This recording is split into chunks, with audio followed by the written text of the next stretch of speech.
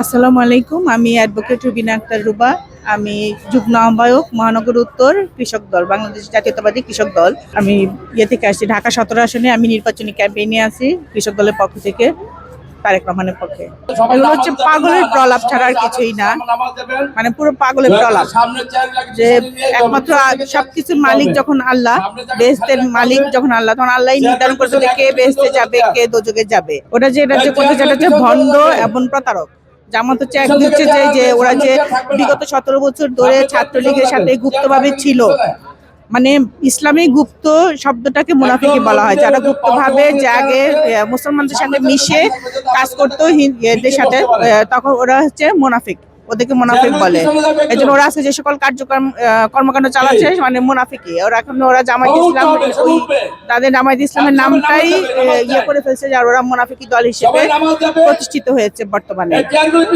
আর এখন আজকে যে সারা বাংলাদেশে ঢাকা 17 আসনের প্রার্থী জনাব তারেক রহমানের বসন্তময়, মানে বসন্তময় তারেকময় বসন্ত চলছে।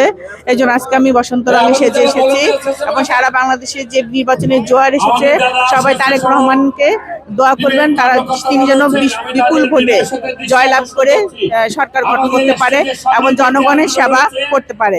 সবাই দোয়া করবে। আর এখন নির্বাচনে অনেক হালচাল শুরু হচ্ছে, যে অনেক অনেক অনেক কথা বলে, যে ঋণ খেলাপি, তারপর কোটিপতি, মানে বিএনপি অনেক বছর ধরে রাজনীতি করছে, 3-3বার সরকার গঠন করেছে। তাহলে এখন এখানে ওনার ম্যাক্সিমাম নেতা কর্মী থাকবে, কোটিপতি থাকবে, এটাই স্বাভাবিক। আর ঋণ খেলাপির কথাটা আসছে, এটা সম্পূর্ণ মানে ওদের মানে মন ভরা এবং ভিত্তিহীন কথাবার্তা। আর যেখানে এনসিপির মতো ছোট ছোট অনেক বাচ্চারা এসেছে, তারা দেখলাম যে বিগত মাত্র 17 মাসে তারা মানে লক্ষাধিক টাকার মালিক হয়ে গেছে। সেখানে বিএনপিতে একটা অভিজ্ঞ এবং একাধিকবার ক্ষমতায় এসেছে, ওখানে কোটিপতি তো থাকবে। সেটাই তো বললাম, জান্নাতের টিকিটের কথা হচ্ছে মানে ওদের হচ্ছে পাগলের প্রলাপ, যে জান্নাতের টিকিট একমাত্র আল্লাহই দিতে পারেন। যে কে আমাদের কাজকর্ম দেখে আল্লাহই বিচার করে যে কে জান্নাতে যাবে, কে দোজখে যাবে। সেখানে এটা বলে এখন বাংলাদেশের মানুষ এত বোকা না যে ওদের কথা মতো কাজ। আর ওরা যেভাবে বিকাশের নাম্বার নিচ্ছে, তারপর ভোটার আইডি কার্ড নিচ্ছে।